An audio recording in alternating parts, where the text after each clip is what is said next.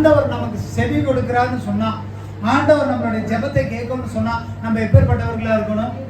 நீதிமான்களா இருந்தா தான் ஆண்டவர் செவி கொடுக்கிறார். சும்மா எல்லாத்தோட ஜெபம் கேட்கப்படுறது பரிசுத்தம் இல்லாமல் ஒருவனும் ஒரு காலம் தேவனை தரிசிக்கவே முடியாது. இந்த வசனங்கள்லாம் சொல்லப்படுது பாருங்க.